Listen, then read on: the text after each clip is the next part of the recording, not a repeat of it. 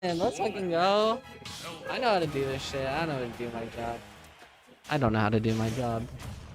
But we have Marf Pingu.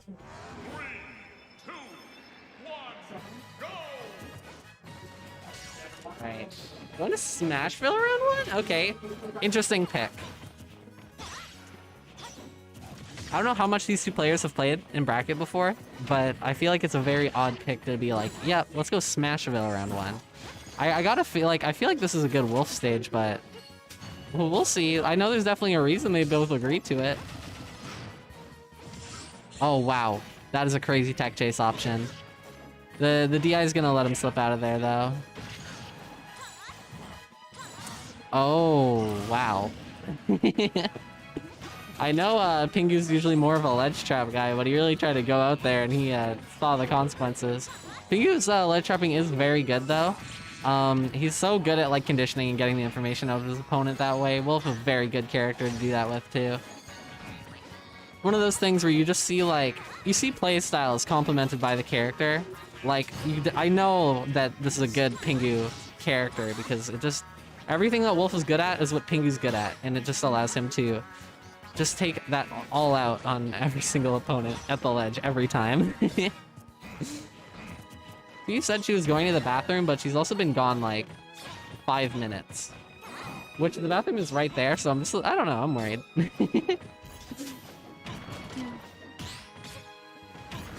Gonna get the weak hit out of shield. It's gonna be minus on hit, take that punish. Okay, that was a good dash attack. He's definitely like conditioned that get up attack with like always being at the ledge. That time Marf is just kind of mashing it, but it's, you can't do that. Wi-Fi habits. We're gonna get you punished out here. Marf definitely taking advantage of Pingu not being safe on shield there.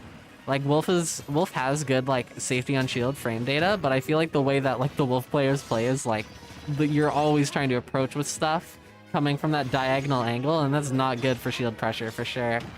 Marf gonna take full advantage of that. Pingu getting the stage control. Let's see what he can do at the ledge here. So 2-frame, getting very aggressive with that down air. Like, even when those don't hit, like, that is so much for the intimidation factor. Marf's gonna get through it, though. He still has a jump. That's good. Double jump from ledge. That was a good grab. Good to realize that there. To realize he's gonna... Woo! Those are one of the... That up air, that is definitely one of those things that you just do, like, save that. Save that for these last stock situations, because... You need to intimidate your opponent more, you need to get your opponent scrambling more, just throw out something you haven't done the entire game.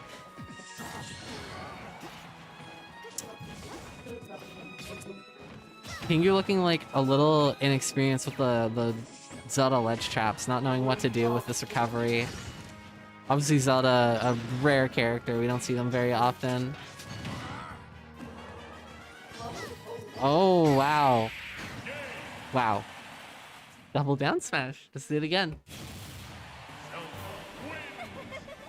It's gonna be game 1 for Marf. Pretty dominant game 1, if I do say so for myself. Again, Smashville is just such a weird pick. Like, I guess...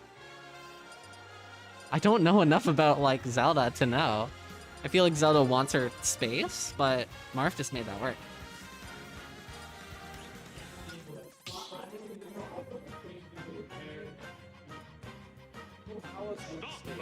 Callus is a stage yet. Hopefully.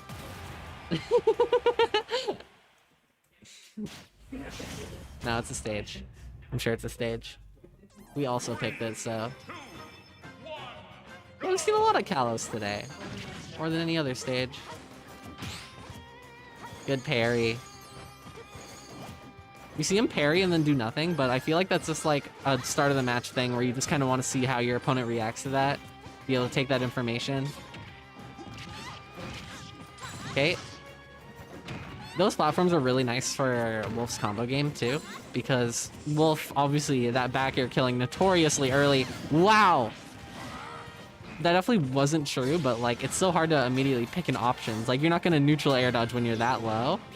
Like, you could, but it's like, people don't think of doing that, and that's like where you're gonna catch them with that. Wow. I love when they slip out of that up B and just go flying. Random things about those moves. This is a good counter pick it's looking like so far though. Like, I feel like a lot of people see large flat stage against Zelda and they're like, no way. But Pingu making it work. Good DI to not die to the up B too. That's gonna catch that landing on the platform. Again, this is another like, you need to have the matchup knowledge with Zelda because people just get caught by all these things. Like that upward swing is not ready for that. Pingu definitely trying to jump a lot out of like these disadvantage situations. Like he'll hit a shield jump, land with an aerial jump again. And Marf is starting to catch that with those nairs.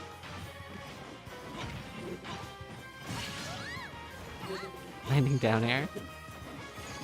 Zelda down air is so crazy. I believe it's the only move in the game where the weak hit still spikes. It's a little crazy for that.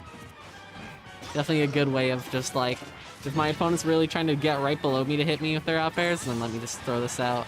Is that a good trade? That's a good trade. That's a really good trade. Going for a little ledge stall to bait out the invincibility. That's always good. He's gonna live there.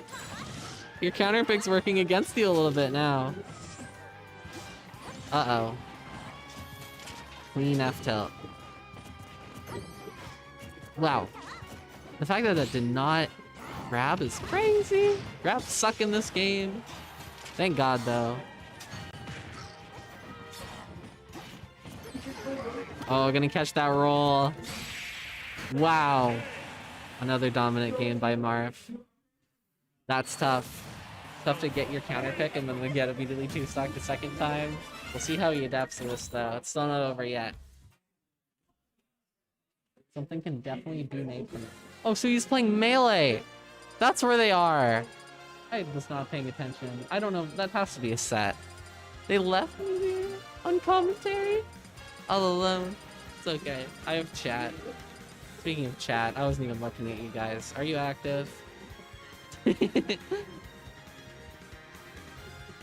Smash feels good for Zelda? Fascinating.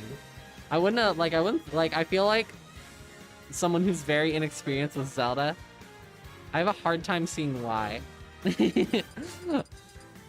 Like, what does she get on Smashville? I guess, like, you die off the sides earlier. That center platform. Oh, true. I see it now. And that stage. Pingu not... Wait, he let him run it back. Wait, no, he counterpicked. Pingu ran it back to Smashville.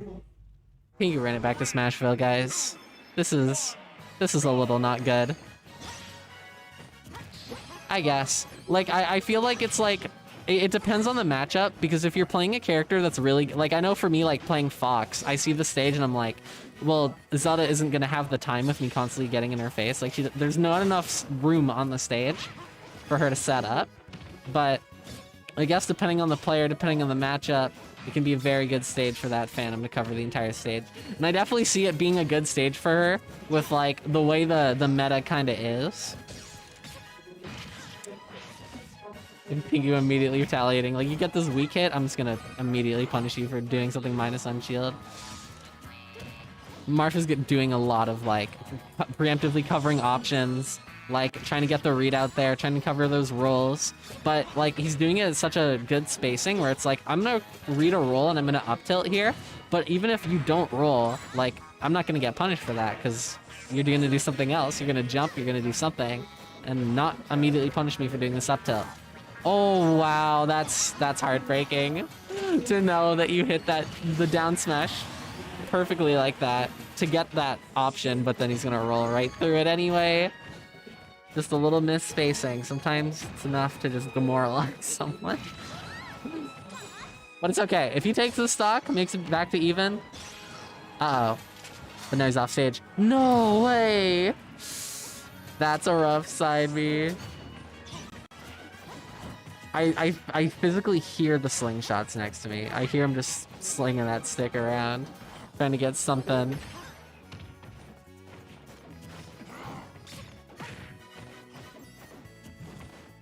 He's playing angry. You can see it. You can feel it. It's so weird being on commentary. You're literally sitting right next to the players. I don't want to speak too loudly, At some point, I like sometimes when I'm doing commentary, when the players can hear me, I'm like, at what point am I like, at what point am I unintentionally doing mid-set coaching? Because they hear me talking, and sometimes I'm calling out people's disadvantage habits, and I'm like, is this good? Uh-oh.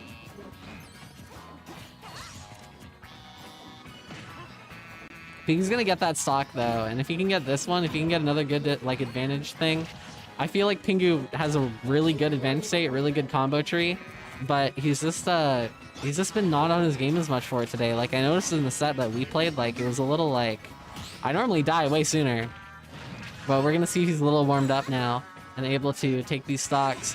That's a good F tilt. He's starting to get used to the timing. That's a good morality boost when you start hitting your 2 frames. It's like, these haven't been hitting, but I'm finally figuring out the timing. I can get this done. Committal. But he's gonna get it anyway. That was another thing. Like, again, this is another, like, instance of, like, he covered that option, but because of the way that Marf has been getting off the ledge, he just hasn't, even though that was kind of committal, like, he wasn't in the position to punish it. The Pingu Shine combos, this is coming back to even. We might see the reverse 3 stock. And if he gets a reverse 3 stock, oh no! That jump read though is gonna close it out. So much momentum could have gone wrong from Marf. He didn't close that out right there. Because that was the reverse 3 stock at game 3 when you're down. That's a sign, but he's gonna take it. I think he was getting sent to losers. Wow.